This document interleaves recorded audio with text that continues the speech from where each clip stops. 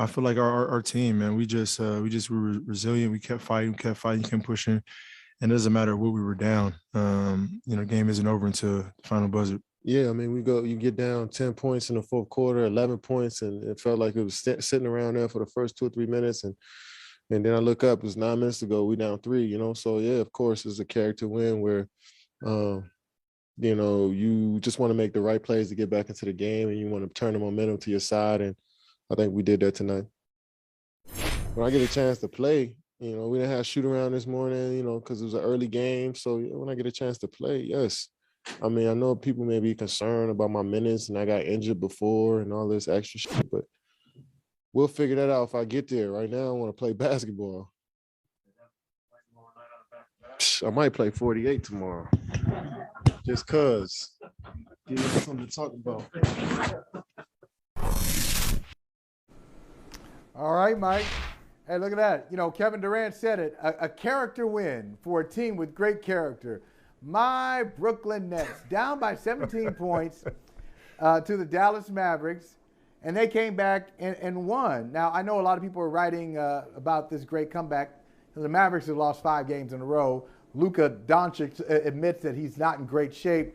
He's always complaining at the officials. But anyway, still, I mean, that being said, it was still a great win for the Brooklyn Nets. And we are blessed to have our brother, Marc Spears, join us. So, Marc, when you look at Brooklyn, do you think they got it figured out now? They lead the Eastern Conference. I think they're 17-7 now. You good with Brooklyn and where they're going now? First, I'm good with that T-shirt game, boy. The dude he never ceases to amaze me, man. Never. and by the way, I'm gonna be in Boston this weekend, fellas. We'll talk about that later. All right. Good to know.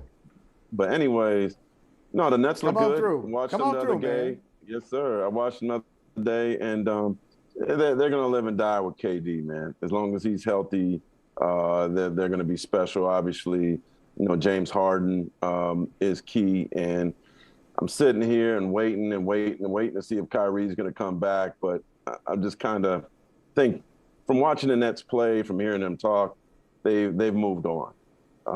So my biggest question for them is not if they're great, but what happens with Kyrie? Is Kyrie going to come back at some point? I'm really happy for Durant, man. I was there when he got hurt. I got to spend a lot of time with him in the Bay Area, and to see him be in a position now where he could talk about playing 48 minutes after what he went through, outstanding for him, outstanding for science, for medicine, that he's able to do that. So I think he's felt like he's missed so much critical time of his career that, he's going to take every game, every day, at a day by day. And if that means 48, that means 48. And he's going to ride his body till the wheels fall off. And certainly firmly within any legitimate MVP conversation.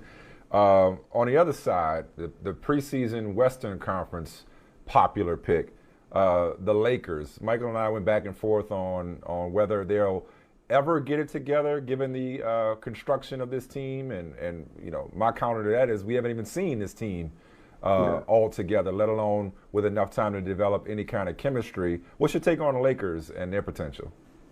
I thought they would come out the gate slow, kind of like the same thing when LeBron first got to Miami. If you look at the record with him and Bosh and Dwayne Wade, they didn't come out to the gates fast, but it wasn't like this, and certainly LeBron has missed some games. Trevor Reeves has been out, Kendrick Nunn.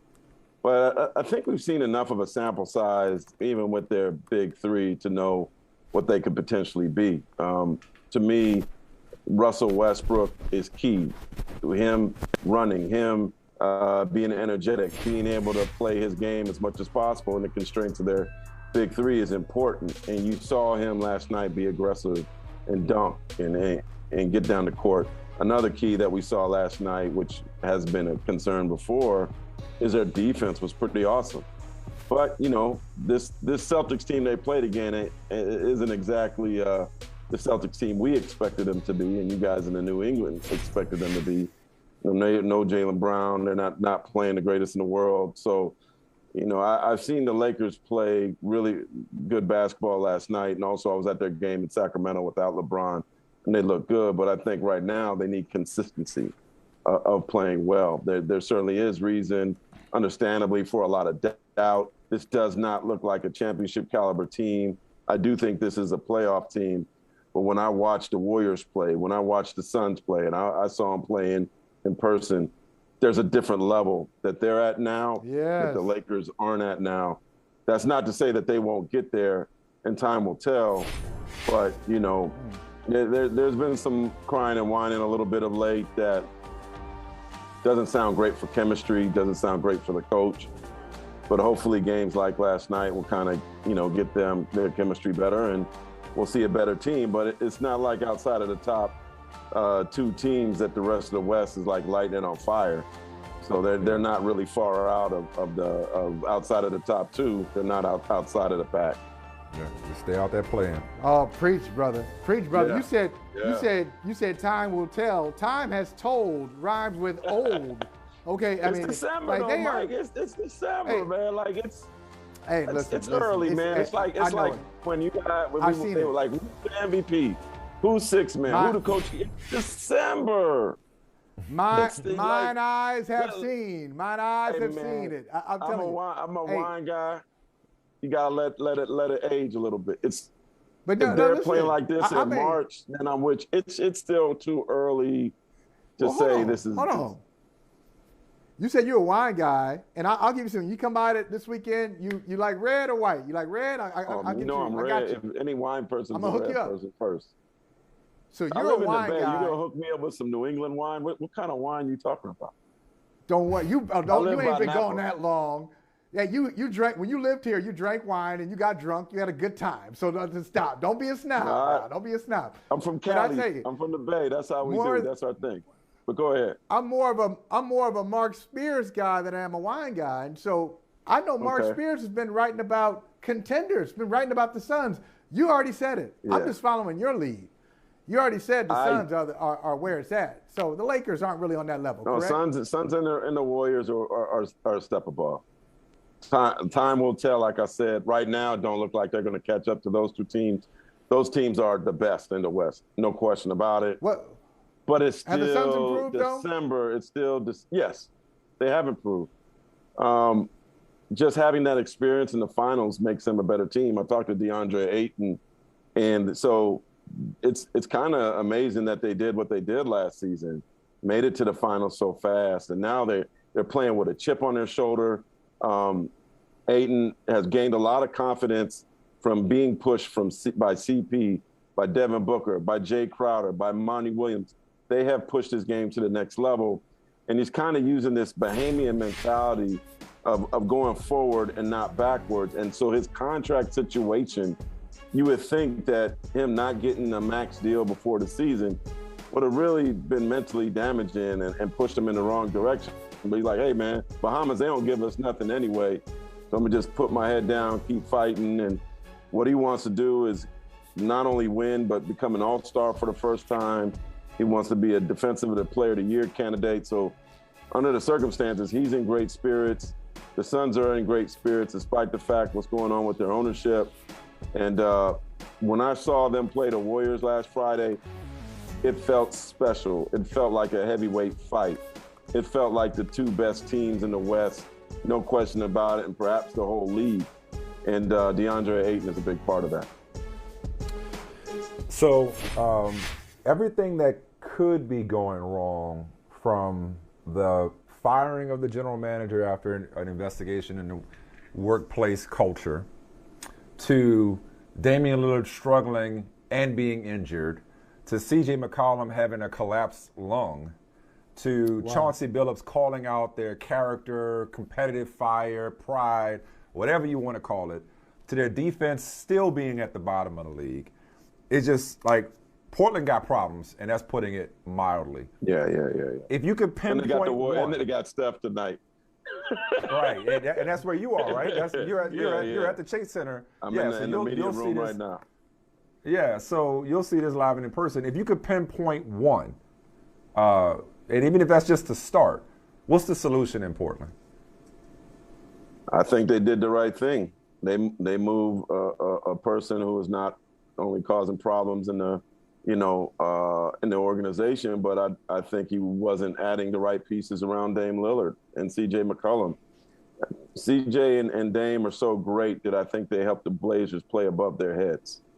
I've never thought the team has been as good as they've done in the playoffs. So even though they have made the playoffs over the last couple of years, it's Dame, C.J. and the miracles. Bigs are always hurt. The supporting cast is just always decent. When you look at the Blazers roster and compare it to the rest of the rosters of the elite teams in the West, it's never really the same. So, I mean, Dame and CJ have been the reason why this team has probably looked much better. And hopefully for them, the next GM that comes in is going to give them a supporting cast that is special. I know. So you said a few times. You said and CJ a few times. You just said them. Conventional wisdom is that short of Dame wanting out, that it starts with Dame said probably today flipping he doesn't want CJ. out. Yeah. Exactly. So, Yeah. It doesn't sound like you think flipping CJ is the answer, though, from what you're saying. Depends on what the deal is. But now he has a collapsed lung. Right. Makes it much harder to trade him at the moment. You know, my prayers to him for his health. Basketball, it should not be on his mind at this moment. So when does he come back? That's anybody's guess. I'm hearing, Dame probably will be back this weekend if everything goes right. Back to Dame and the miracles again. But, whatever GM gets in here, he certainly has a strong task ahead of him, putting a competitive group, even if CJ is still here, to make this team like a title contending team, which is, it's not easy to do, but I feel bad because I do respect the players that they have on their team, but this certainly isn't a team that Dame needs to try to win a chip.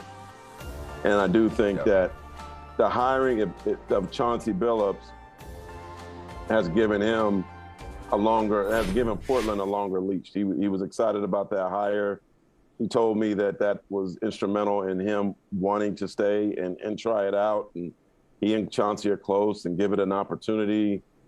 But man, whatever GM comes in, boy, God bless you. Got a lot of cleaning up to do. No question.